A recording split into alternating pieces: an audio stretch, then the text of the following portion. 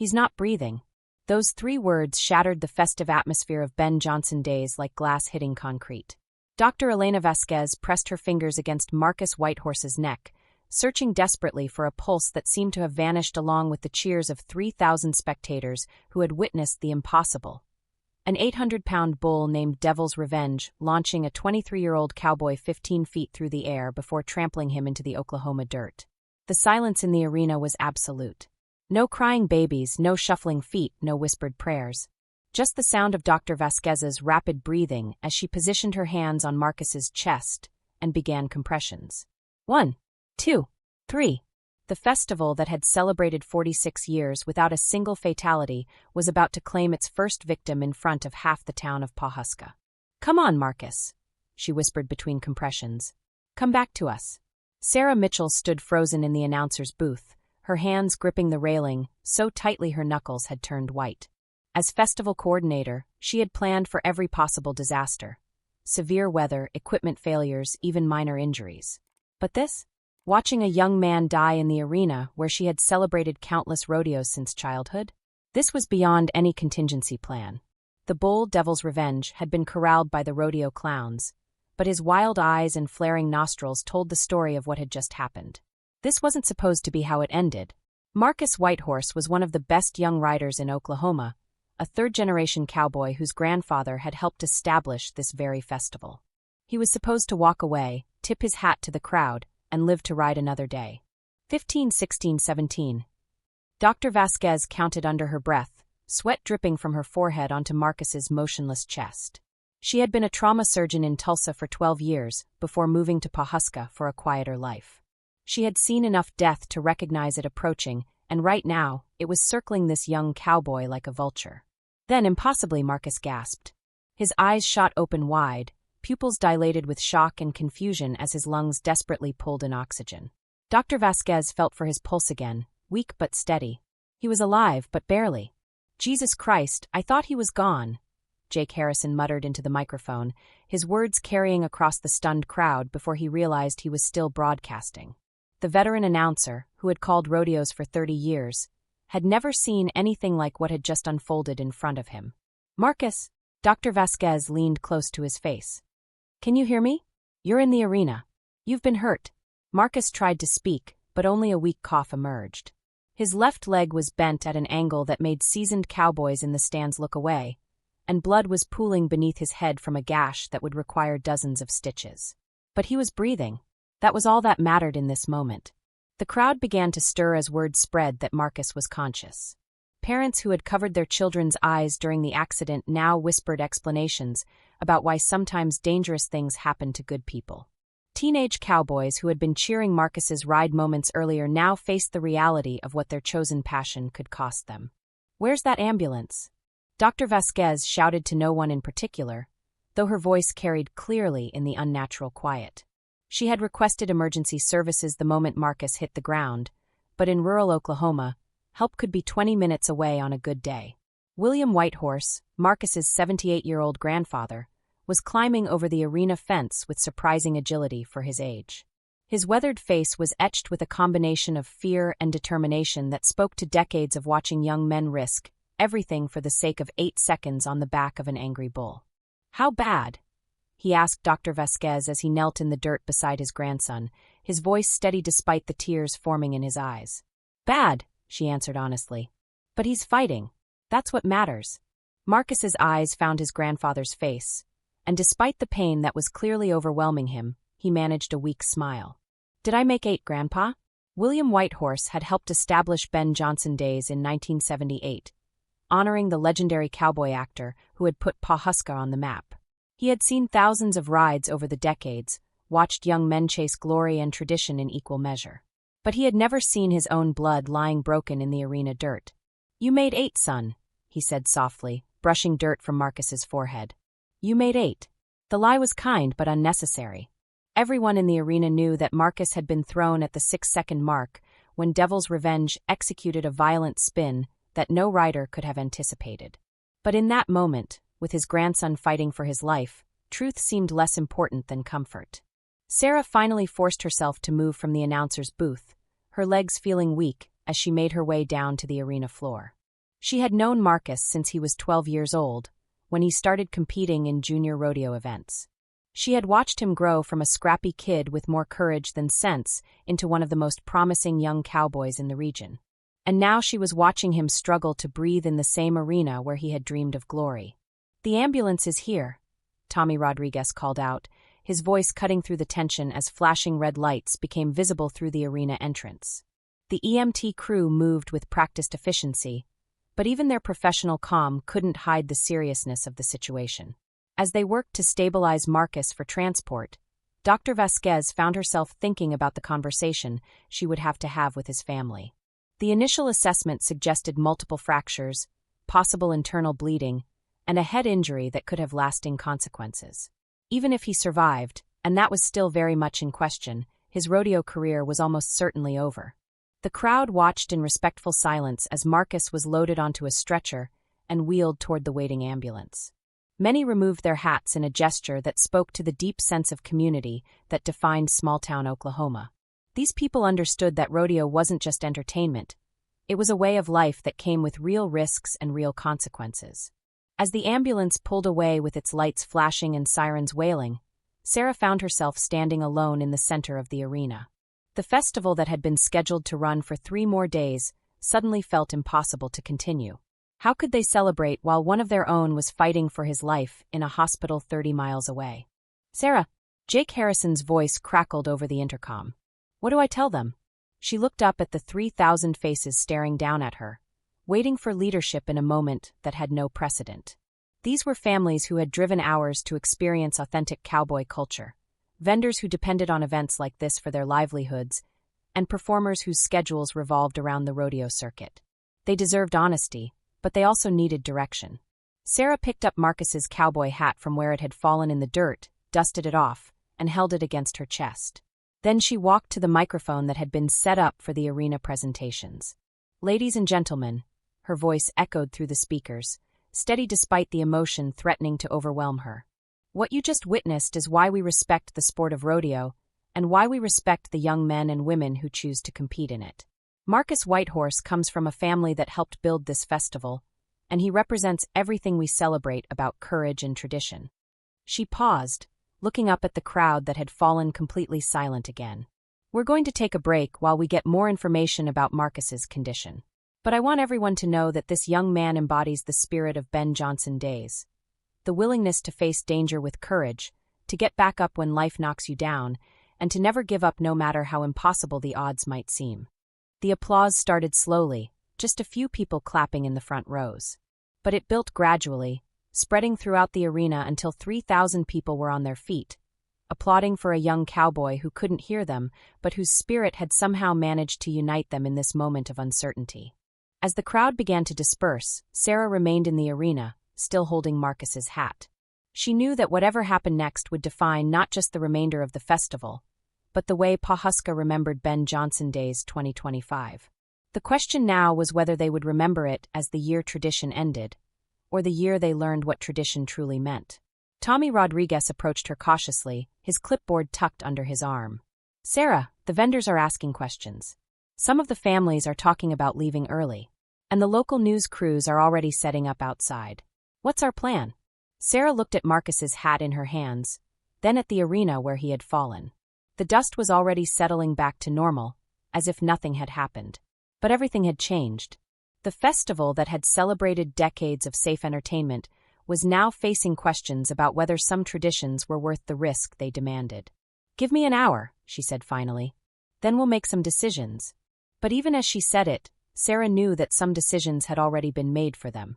The moment Marcus Whitehorse hit the ground, Ben Johnson Days 2025 had become something no one had planned for. A test of who they were when celebration turned to crisis, and whether a community built on tradition could adapt when that tradition demanded more than anyone was prepared to give. If this story has already moved you, subscribe to the channel and hit that like button so you don't miss any of our stories. The Pawhuska Regional Hospital's waiting room had never felt smaller than it did at 8:30 that evening, packed with 3 generations of the Whitehorse family and half the population of the town. The fluorescent lights cast harsh shadows across worried faces, and the only sounds were the occasional beep of medical equipment down the hall and the whispered prayers of Marcus's great-aunt, who had driven in from Bartlesville as soon as she heard the news. Dr. James Crawford emerged from the surgical wing looking like he had aged a decade in the past 4 hours. At 55, he was the chief of emergency medicine and the only surgeon within 30 miles qualified to handle trauma cases this severe. His scrubs were stained with blood, and the exhaustion in his eyes told a story before he spoke a single word. "He's stable," Dr. Crawford announced to the crowded waiting room, and the collective exhale was audible. "But we're not out of the woods yet." William Whitehorse, who had maintained stoic composure throughout the afternoon, finally showed his age as he sank into one of the uncomfortable plastic chairs.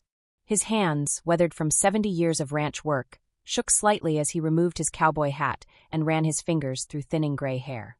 "What's the extent of the damage?" asked Maria Whitehorse, Marcus's mother, her voice barely above a whisper. She was a nurse herself at the tribal health clinic, and she understood medical terminology well enough to brace herself for what was coming. Dr. Crawford chose his words carefully. "Multiple fractures in the left leg, 3 broken ribs, and a grade 2 concussion. We've stabilized the leg with surgery, but there was significant damage to the ligaments and tendons. The head injury is our primary concern right now. There was some swelling, but the latest scans show it's responding well to treatment." "Will he walk again?" The question came from Marcus's younger sister, Jennifer, who was home from Oklahoma State University for the weekend. At 19, she had inherited the family's determination along with their stubborn streak, and she wanted answers even if they weren't what she hoped to hear. "It's too early to make definitive statements about his recovery," Dr. Crawford replied diplomatically. "But I won't lie to you, the injuries to his leg are severe. Even with the best physical therapy, it's unlikely he'll ever compete in rodeo again." The words hung in the air like smoke from a grass fire. For a family whose identity had been built around horses, cattle, and the rodeo circuit, hearing that Marcus would never ride competitively again was almost as devastating as the accident itself. Jennifer began crying quietly, while Maria reached for her father-in-law's hand. "Can we see him?" William asked, his voice hoarse with emotion. "One at a time, and only for a few minutes. He's heavily sedated, but he's been asking for his grandfather." As William disappeared down the hallway with Dr. Crawford, the waiting room settled into the kind of heavy silence that accompanies life-changing news. Sarah Mitchell, who had driven to the hospital immediately after suspending the evening's rodeo events, found herself thinking about the conversation she had avoided all afternoon. Whether to continue Ben Johnson Days or cancel the remaining events.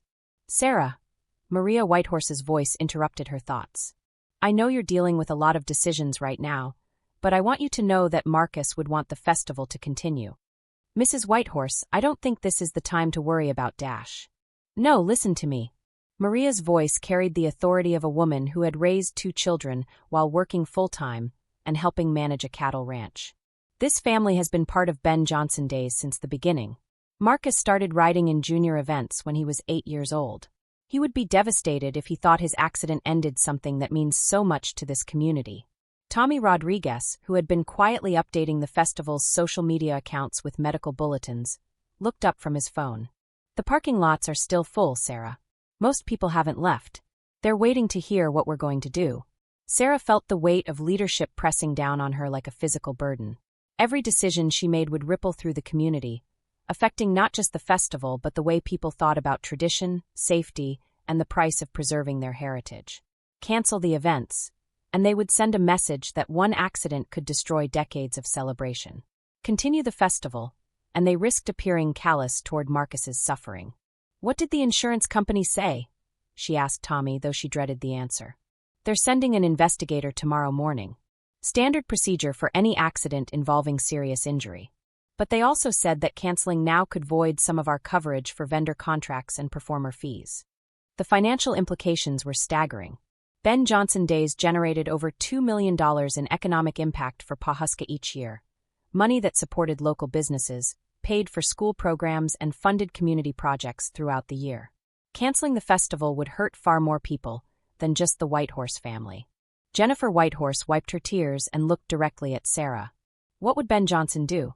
The question caught Sarah off guard. Ben Johnson, the legendary cowboy actor who had grown up in nearby Pawhuska, had faced his share of injuries during his career in Hollywood westerns and professional rodeo. He had been thrown, trampled, and broken more bones than most people could count, but he always got back on the horse. That determination had made him famous, but it had also cost him years of his life to chronic pain and injuries that never fully healed. "I think Ben Johnson would get back up," Sarah said finally. "But I also think he would want us to learn from what happened today." Her phone buzzed with a text message from Jake Harrison, who was still at the rodeo grounds dealing with reporters and curious onlookers. Local news wants statement. National outlets starting to pick up story. Need direction ASAP. Sarah closed her eyes and tried to imagine what Marcus would want her to say. She had known him since he was a teenager, watched him develop from a reckless kid into a thoughtful young man who understood the risks he was taking but chose to take them anyway. He rode not for money or glory, but because it connected him to something larger than himself, a tradition that stretched back generations and linked him to his grandfather, his culture, and his sense of identity. "Mrs. Whitehorse," Sarah said finally, "if we continue the festival, would you consider letting Marcus's story be part of it? Not exploiting what happened, but honoring the courage it took for him to get in that arena in the first place." Maria considered the proposal carefully. "What did you have in mind?" "A tribute. Tomorrow night, before the final bull riding event, we acknowledge what happened and what it means. We talk about the risks our young people take to preserve traditions, and we honor not just Marcus, but everyone who has ever climbed onto the back of an animal that weighs 10 times what they do." "And then you continue with the bull riding?" Jennifer asked, her voice sharp with emotion. Sarah nodded. "With enhanced safety protocols, additional medical personnel, and a clear understanding that what we're doing is dangerous. But yes, we continue. Because stopping now doesn't honor Marcus's sacrifice, it makes it meaningless." The conversation was interrupted by William Whitehorse returning from his grandson's bedside. His eyes were red-rimmed with tears, but his expression was resolute. "He's awake," he announced to the waiting room. "Groggy from the medications, but awake. And the first thing he asked me was whether they were going to cancel the festival because of him." "What did you tell him?" Maria asked. "I told him that decision wasn't up to him anymore. But I also told him that his grandfather didn't raise a quitter, and neither did his mother." William looked directly at Sarah. "That young man has been riding bulls since he was 15 years old, and he's never once asked for special treatment or easy rides. He knows the risks better than anyone, and he chose to take them anyway. The least we can do is respect that choice." Sarah felt something settle in her chest, a certainty that had been missing all day. "Then we continue. Tomorrow morning, we implement new safety measures. Additional ambulances, more medical personnel, enhanced protective equipment for riders. Tomorrow night, we hold a ceremony honoring Marcus and everyone who chooses to compete in rodeo despite the risks. And then we get back to celebrating what makes this community special." Tommy was already making notes on his phone. "I'll call the insurance investigators and let them know we're proceeding. And I'll reach out to the other coordinators to set up the safety enhancements." "What about the media?" Sarah asked. "We tell them the truth," William Whitehorse said firmly. "We tell them that Marcus Whitehorse is a young man who chose to honor his family's tradition by doing something dangerous, and that his community chooses to honor his sacrifice by not letting fear destroy what he was trying to preserve." Dr. Crawford reappeared in the waiting room, looking slightly more optimistic than he had earlier. "The swelling in his brain is responding well to treatment. If he continues to improve at this rate, we should be able to move him out of intensive care by tomorrow afternoon." "Will he be able to have visitors then?" Jennifer asked. "Family only, and only for short periods. But yes, I think we can arrange that." As the crowd in the waiting room began to thin out, with family members heading home to get some rest and community members returning to their daily lives, Sarah found herself alone with her thoughts for the first time all day. The decision to continue the festival felt right, but it also felt enormous. They would be asking people to celebrate tradition while one of their own was lying in a hospital bed because of that same tradition. Her phone buzzed again, this time with a message from her own daughter, who was away at college in Norman. "Saw the news about the accident. Are you okay? Do you need me to come home?" Sarah typed back quickly. "I'm okay, sweetheart. Long day, but we're managing. Festival will continue with changes. We'll call you tomorrow." But as she put her phone away, Sarah wondered if she really was okay. The image of Marcus lying motionless in the arena dirt was burned into her memory, along with the sound of 3,000 people gasping in unison. She had been coordinating festivals and community events for almost 2 decades, but nothing had prepared her for the weight of making decisions that could affect people's lives so dramatically. Tommy Rodriguez appeared beside her, carrying 2 cups of coffee from the hospital's vending machine. "Thought you might need this," he said, handing her one of the cups. "Thanks." Sarah accepted the coffee gratefully, even though it tasted like it had been sitting in the machine since morning. "Tommy, do you think we're making the right choice? About continuing the festival?" He considered the question carefully. "I think we're making the only choice that honors what Marcus was trying to do out there. He wasn't riding for money. There's no prize purse big enough to justify getting on the back of Devil's Revenge. He was riding because it's who he is, and because it connects him to something bigger than himself. And if someone else gets hurt, then we deal with that too. But we can't live our lives or make our decisions based on what might happen. Marcus knew the risks, and he chose to take them anyway. The least we can do is respect that choice by not letting fear dictate our response." Sarah nodded, feeling some of the tension in her shoulders begin to release. Tomorrow would bring new challenges: media attention, insurance investigations, safety implementations, and the delicate balance of honoring tradition while acknowledging its costs. But tonight, she had made a decision that felt true to the values that had built Ben Johnson Days in the first place. As they walked toward the hospital exit, Sarah caught sight of Marcus's cowboy hat in her hands. She had been carrying it all day without really thinking about it. Tomorrow night, during the tribute ceremony, she would return it to him. And maybe, in that moment, they would all remember why some things were worth fighting for, even when the fight came with a price that no one wanted to pay. The morning of October 15th dawned gray and overcast, with low clouds that seemed to mirror the mood hanging over Pawhuska. Sarah Mitchell arrived at the festival grounds at 5:30 a.m. to find Jake Harrison already there, setting up additional safety barriers around the rodeo arena while sipping coffee from a thermos that had seen better days. "How'd you sleep?" Jake asked without looking up from the work he was doing. "I didn't," Sarah replied honestly. She had spent most of the night lying awake, running through scenarios and second-guessing the decision to continue the festival. Every time she closed her eyes, she saw Marcus Whitehorse flying through the air, and every time she tried to find peace with their choice to proceed, she imagined having to make a similar hospital visit for another young person whose only crime had been believing in tradition. "Yeah, me neither." Jake straightened up and surveyed the modifications they were making to the arena. "But I keep thinking about something my daddy used to say: sometimes the right choice and the easy choice are 2 completely different things." The insurance investigator arrived at 7 a.m. sharp, a no-nonsense woman named Patricia Hendricks who had spent 20 years evaluating liability claims for extreme sports and entertainment events. She was younger than Sarah had expected, maybe 45, with short brown hair, and the kind of professional demeanor that suggested she had seen every possible way people could get hurt while trying to have fun. "Mrs. Mitchell, I need to walk through exactly what happened yesterday, review your safety protocols, and examine the equipment that was involved in the accident," Patricia said as they shook hands near the arena entrance. "I understand you've made the decision to continue the festival?" "We have, with enhanced safety measures." Sarah handed her a folder containing the new protocols Tommy had worked up the night before. Additional medical personnel, improved protective equipment for contestants, and modified event scheduling to allow for more comprehensive safety checks between rides. Patricia reviewed the documents with the practiced eye of someone who knew exactly what she was looking for. "These look comprehensive. Can you walk me through the timeline of yesterday's accident?" For the next 2 hours, Sarah relived the nightmare in excruciating detail. They examined the rope that had snapped, interviewed the rodeo clowns who had been in the arena, and reviewed the video footage that multiple spectators had captured on their phones.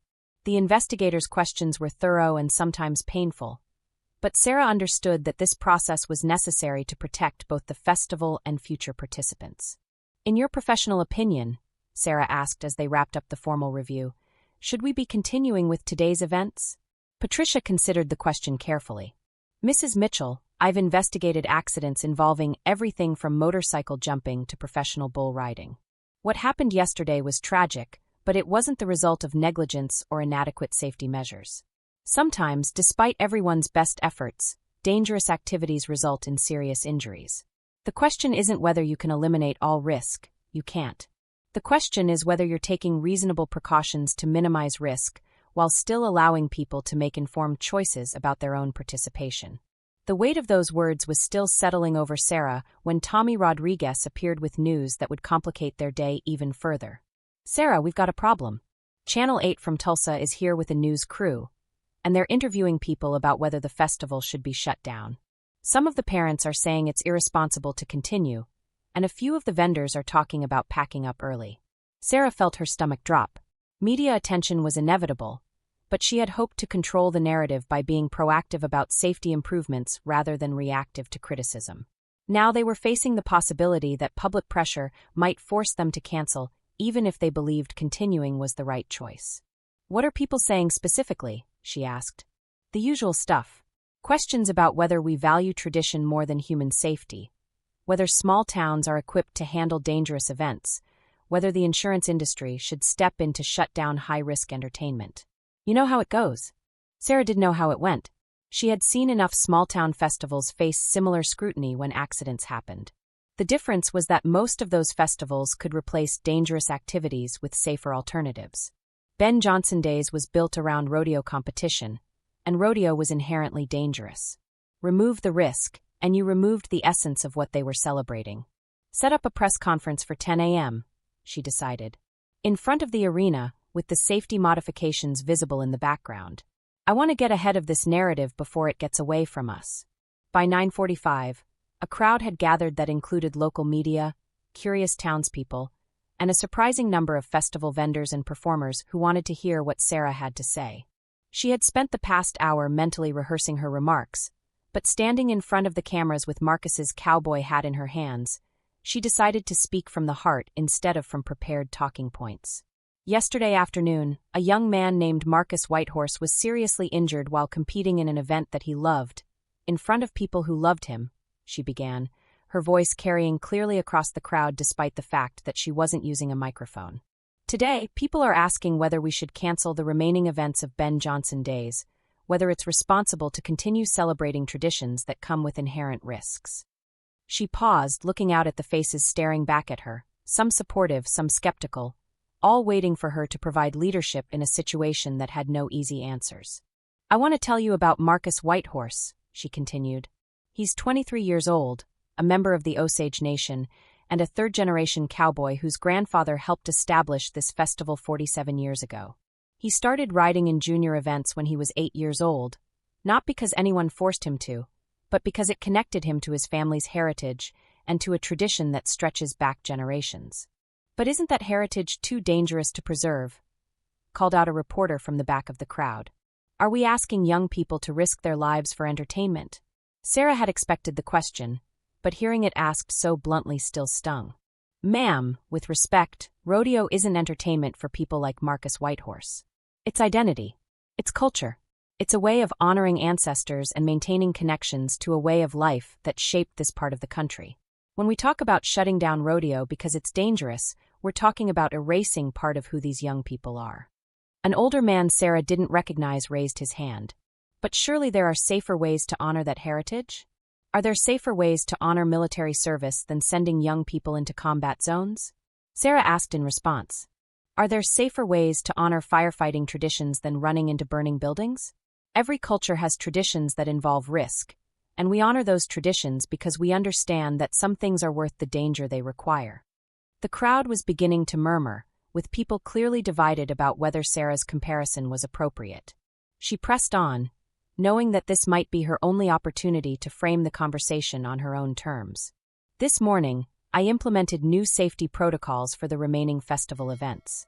We have additional medical personnel, enhanced protective equipment, and modified procedures designed to reduce risk without eliminating the authentic experience that people come here to witness. But I won't pretend that these changes eliminate all danger, because that would be dishonest." "So you're willing to risk another accident like yesterday's?" The question came from a woman in the front row whose expression suggested she had already made up her mind about the answer. Sarah looked directly at her. "Ma'am, I'm willing to respect the choices that informed adults make about their own lives. Marcus Whitehorse knew exactly what he was risking when he climbed onto that bull yesterday. He chose to take that risk because he believed some things were more important than safety. I'm not going to dishonor his sacrifice by pretending that his choice was meaningless." The press conference continued for another 20 minutes, with questions ranging from liability concerns to cultural preservation to the economics of rural entertainment. Sarah answered each one as honestly as she could, while trying to maintain focus on the central question. whether a community had the right to preserve dangerous traditions when participants understood and accepted the risks involved. As the crowd dispersed, Tommy approached her with an update from the hospital. Marcus is awake and alert. His mother says he's been watching the news coverage and wants to make a statement. What kind of statement? Supporting our decision to continue the festival. Apparently, he's worried that people will blame him if we shut down. Sarah felt her throat tighten with emotion. Even from his hospital bed, Marcus was thinking about the community rather than himself. That kind of selflessness was exactly why traditions like rodeo mattered, not just for the excitement they provided, but for the character they revealed in the people who chose to participate. "Can we set up a video call?" she asked. "I think people need to hear from him directly." An hour later, Sarah found herself standing in the hospital room where Marcus lay propped up in bed, looking pale but determined. His left leg was immobilized in a complex arrangement of metal and gauze, and the bandage on his head was a stark reminder of how close they had come to losing him entirely. But his eyes were clear, and his voice was steady when he spoke. "Mrs. Mitchell, I hear there's been some controversy about continuing the festival." "Marcus, you don't need to worry about that right now. You need to focus on getting better." "No, ma'am, I think I do need to worry about it." He struggled to sit up straighter in the bed. "My great-grandfather rode in the first informal rodeos in this area back in the 1940s. My grandfather helped start Ben Johnson Days. My father competed for 15 years before a horse kicked him in the chest and ended his career. This tradition has been part of my family for 3 generations, and every one of us knew the risks we were taking." Sarah pulled out her phone and started recording. "Marcus, people are going to ask why you chose to take those risks. What would you want them to know?" Marcus was quiet for a moment, gathering his thoughts. When he spoke, his words carried the weight of someone who had spent the past 18 hours thinking about mortality and meaning. "I want them to know that some things are worth fighting for, even when the fight might cost you everything. Rodeo isn't just about 8 seconds on the back of a bull. It's about proving to yourself that you can face your fears, that you can honor your family's legacy, and that you can be part of something bigger than yourself. When I got on Devil's Revenge yesterday, I knew there was a chance I might get hurt. But I also knew that if I didn't take that chance, I'd spend the rest of my life wondering whether I had the courage to be who I wanted to be. And now, knowing what the cost turned out to be, now I know that I did have that courage. And I want other young people to have the same chance to find out whether they do too. Shutting down the festival because of what happened to me would be like saying that my sacrifice didn't matter, that the risk wasn't worth taking. But it was worth taking, Mrs. Mitchell. Even lying here in this hospital bed, I know it was worth taking." Sarah wiped tears from her eyes as she stopped the recording. "Marcus, thank you. For everything. Just promise me something," he said as she prepared to leave. "Promise me that you'll make sure people understand that rodeo isn't about being reckless or showing off. It's about being brave enough to test yourself against something that's bigger and stronger than you are, and about respecting the tradition that your ancestors handed down to you. That's worth preserving, even if it comes with a price." As Sarah left the hospital, she knew that Marcus's words would provide the moral foundation for whatever happened over the next 2 days. The festival would continue, not because they were ignoring the dangers, but because they understood that some dangers were worth facing. The question now was whether the community would support that choice when the time came to prove it. The afternoon events proceeded without incident, though Sarah noticed that the crowd was smaller than usual and the atmosphere was more subdued. Parents held their children a little closer during the more dangerous competitions, and there was an undercurrent of tension that hadn't existed in previous years. Change was coming to Ben Johnson Days, whether they wanted it or not. That evening, as Sarah prepared for the tribute ceremony that would precede the final bull riding event, she received a text message that made her heart race. It was from Maria Whitehorse. "Marcus wants to try to attend the ceremony tomorrow night. Doctors say it's possible if we use an ambulance for transport and have medical personnel standing by. He says he needs to be there." Sarah stared at the message for a long time before responding. "Are you sure that's wise?" The reply came back immediately. "Probably not. But wisdom and courage don't always go hand in hand. And right now, this community needs courage more than wisdom." Sarah knew she was right. Tomorrow night, Ben Johnson Days 2025 would reach its climax, and Marcus Whitehorse would be there to witness whether his sacrifice had been worth the price they were all paying for it. The evening air on October 16th carried the scent of barbecue smoke and autumn leaves as crowds began gathering for the final night of Ben Johnson Days. Despite the controversy surrounding the festival's continuation, nearly 4,000 people had assembled in and around the rodeo arena, the largest crowd in the event's 47-year history. Word had spread throughout Oklahoma and beyond about Marcus Whitehorse's accident and his determination to see the festival continue, drawing supporters, skeptics, and curiosity seekers from hundreds of miles away. Sarah Mitchell stood at the arena gate, watching an ambulance carefully navigate through the parking area toward the designated medical station. Her heart hammered against her ribs as she realized that Marcus was actually going through with his plan to attend the ceremony. Dr. Crawford had released him from the hospital that morning with strict instructions about mobility restrictions and pain management, but everyone knew that his presence tonight was more about psychological healing than physical capability. "Sarah, we need to talk." The voice belonged to Patricia Hendricks, the insurance investigator, who had spent the past 2 days documenting every aspect of the festival's safety protocols.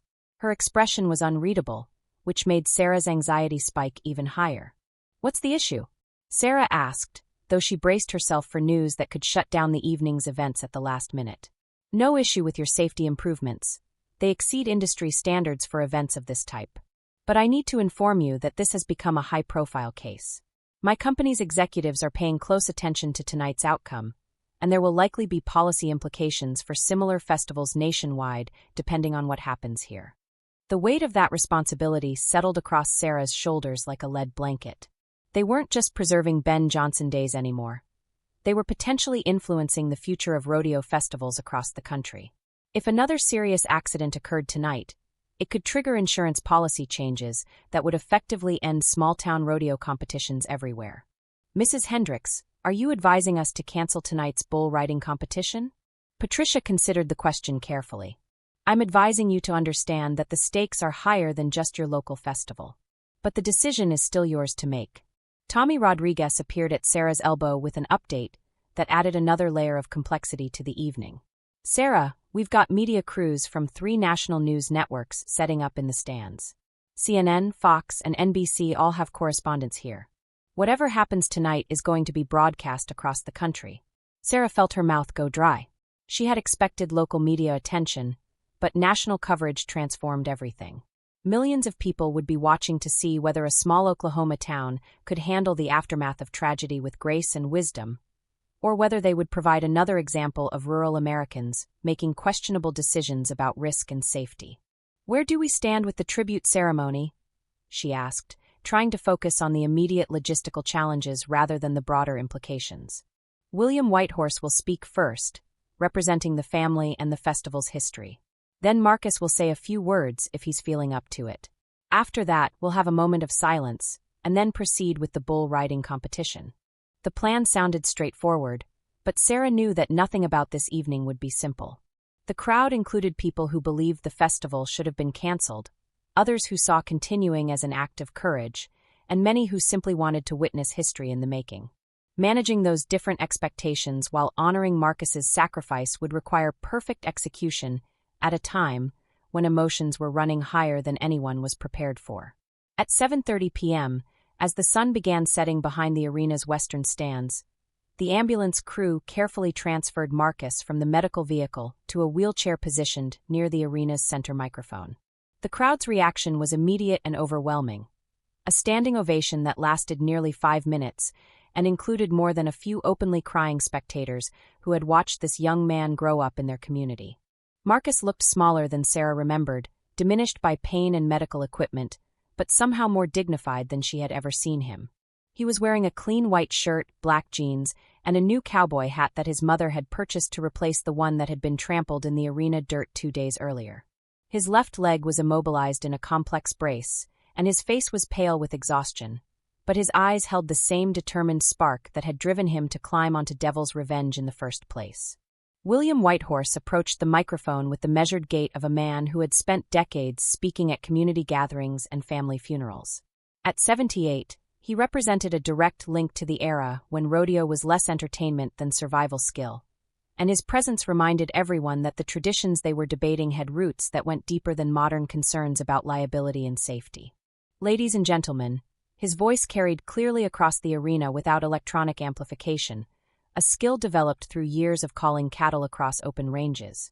47 years ago, a group of us got together and decided to honor Ben Johnson, a young man from this area who went to Hollywood and showed the world what Oklahoma cowboys were made of. We started this festival not to make money or attract tourists, but to preserve something that was disappearing from American culture. He paused, looking out at the crowd that had grown completely silent. 2 days ago, my grandson Marcus paid a price for that preservation that no young person should have to pay. But he paid it willingly with full knowledge of the risks he was taking, because he understood that some things are more important than personal safety. The crowd remained utterly quiet, hanging on every word from the old cowboy whose family had shaped this community for generations. Now, people are asking whether traditions like ours are worth the danger they require. Whether we have the right to preserve heritage that might cost our young people their health, their careers, or even their lives. Those are fair questions, and they deserve honest answers. William gestured toward his grandson, who was listening intently despite the pain medication that was clearly affecting his concentration. Marcus could answer those questions better than I can, because he's the one who paid the price. But I'll tell you what I think based on 78 years of living in this community and watching young people grow up to be men and women of character. He took a deep breath before continuing. I think that courage isn't the absence of fear. It's the willingness to do what needs doing despite being afraid. Marcus was afraid when he climbed onto that bull, just like every cowboy who's ever competed in this arena. But he did it anyway, because he understood that fear is the price we pay for the chance to discover who we really are. The applause started slowly, building gradually until it filled the arena with a sound that spoke to shared understanding rather than mere approval.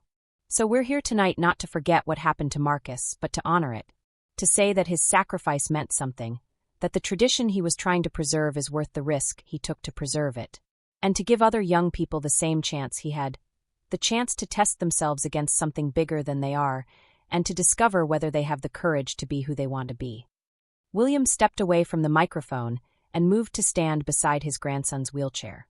The moment felt heavy with significance, as if the entire community was holding its breath waiting for what would come next. Marcus wheeled himself forward to the microphone with obvious effort, his face tight with pain, but his expression resolute.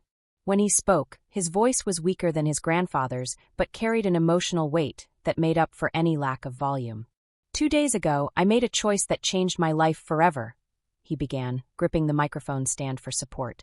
I chose to get on the back of a bull named Devil's Revenge, knowing that there was a good chance I might get hurt. Today, people are asking whether that was a stupid choice, whether I was being reckless or irresponsible. He paused, looking out at the thousands of faces staring back at him. Maybe it was stupid. Maybe I was reckless. But I want you to understand something. When I made that choice, I wasn't thinking about 8 seconds of glory or impressing anyone in the stands. I was thinking about my great-grandfather, who broke horses for the U.S. Cavalry. I was thinking about my grandfather, who helped start this festival when he was younger than I am now. I was thinking about carrying on something that connected me to them and to this community. His voice grew stronger as he continued. The doctors tell me I'll probably never compete in rodeo again. They tell me I'm lucky to be alive, and they're right about that. But you know what? If I had to make the same choice again, knowing what I know now about the price I'd pay, I'd still climb onto that bull. Because some things are more important than being safe. The crowd was completely silent now, with many people openly weeping at the raw emotion in the young cowboy's voice. Tonight, you're going to watch other young people make the same choice I made. They're going to climb onto animals that weigh 10 times what they do, and they're going to try to stay on for 8 seconds. Some of them might get hurt. Some of them might get hurt bad. But they're going to do it anyway because they understand what I understood.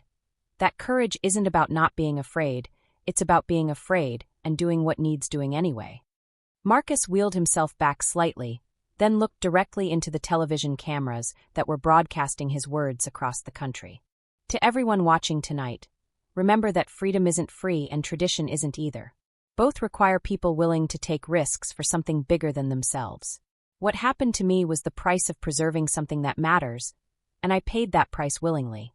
Don't let anyone tell you that my sacrifice was meaningless, or that the tradition I was trying to preserve isn't worth fighting for. The standing ovation that followed lasted nearly 10 minutes, with people cheering, crying, and applauding until their hands were sore. Sarah found herself wiping tears from her eyes as she realized that Marcus had accomplished something remarkable. He had transformed a conversation about safety and liability into a meditation on courage and sacrifice. As the tribute ceremony concluded and preparations began for the evening's bull riding competition, Sarah noticed that the atmosphere in the arena had changed completely. The tension and uncertainty that had dominated the past 2 days had been replaced by something that felt almost sacred, a collective understanding that they were witnessing something that transcended entertainment and approached ritual. Ladies and gentlemen, Jake Harrison's voice echoed across the arena as the first bull rider prepared to compete. Tonight's final bull riding competition is dedicated to the memory of everyone who has ever chosen courage over safety, tradition over convenience, and community over individual concern. We ride tonight not just for 8 seconds of glory, but for the preservation of values that shaped this nation and continue to shape the young people who call Oklahoma home. The first rider, 18-year-old Jake Millsap from nearby Bartlesville, climbed into the chute atop a bull named Tornado Alley with movements that were careful and deliberate. Sarah could see in his face the same mixture of fear and determination that must have been visible in Marcus's expression 2 days earlier.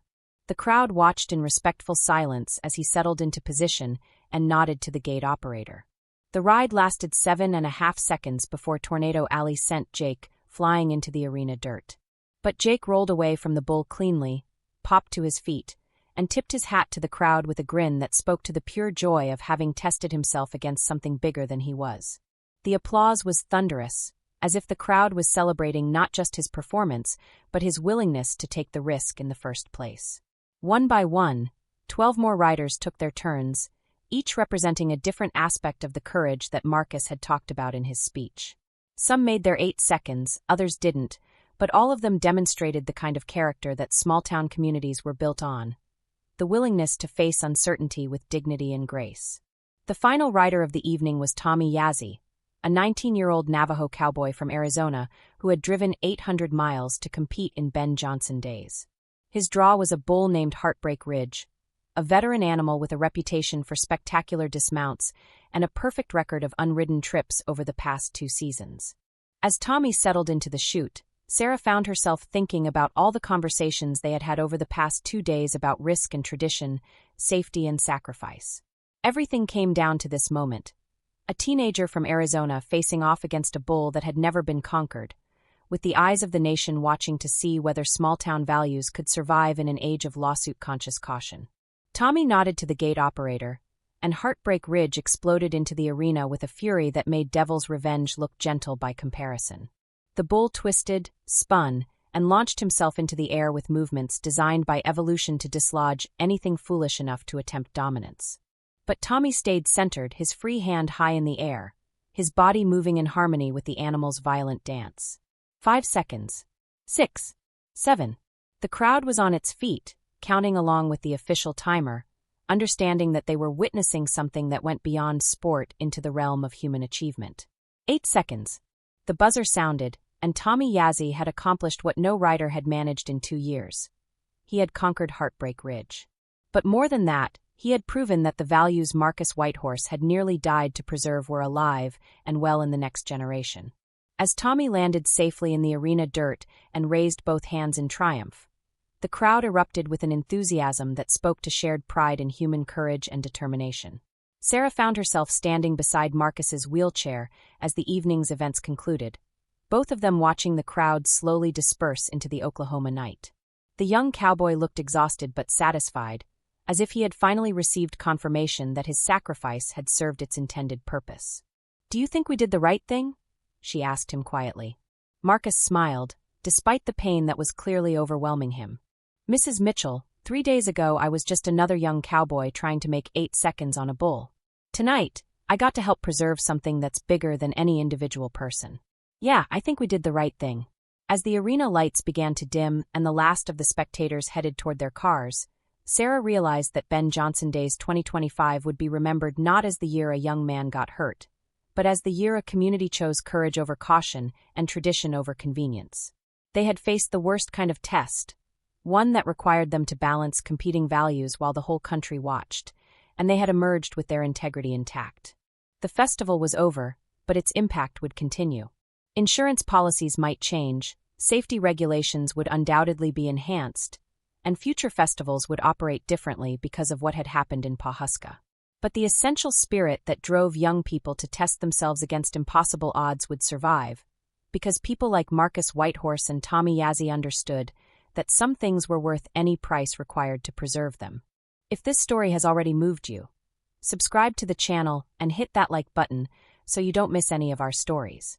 As Sarah walked toward her car in the emptying parking lot, she carried with her the knowledge that leadership sometimes required making decisions that nobody wanted to make, but that communities were strongest when they chose principle over convenience.